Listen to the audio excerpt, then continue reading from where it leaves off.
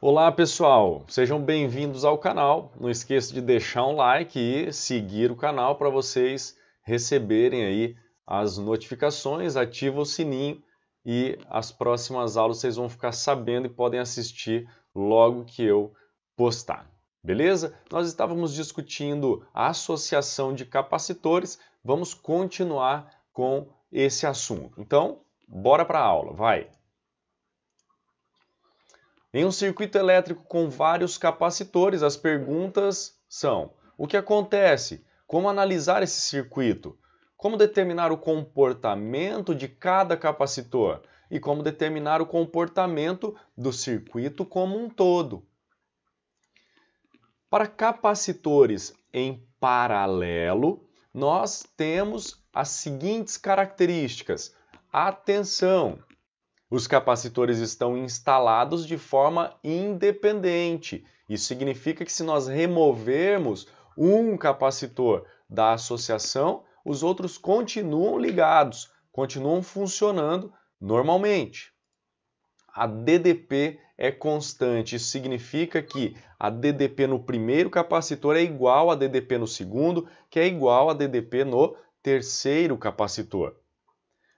E aí então a carga elétrica total ela vai se dividir entre os capacitores. Vamos fazer uma montagem de capacitores em paralelo. Eu pego uma fonte de tensão, ligo fios, né? Um no polo positivo, o outro no polo negativo da bateria, e aí então vou ligar o primeiro capacitor entre esses fios, mais um e mais um capacitor entre esses fios, ok?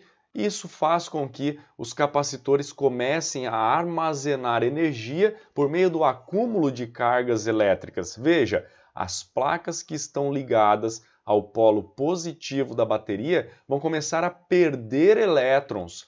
Já as placas que estão ligadas ao polo negativo começam a receber elétrons. E com isso, os capacitores acumulam carga elétrica. Vamos analisar os pontos. Temos aqui ligado ao polo positivo da bateria um ponto A.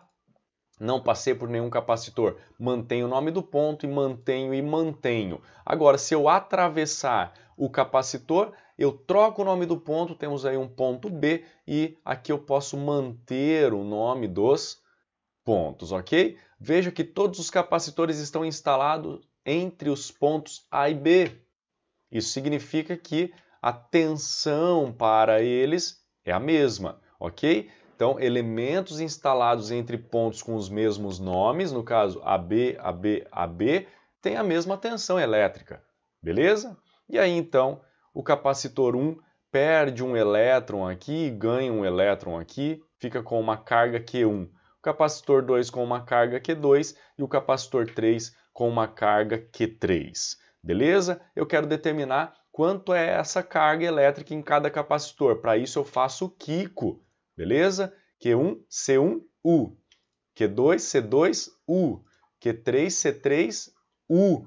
Veja que o U é o mesmo para todos eles.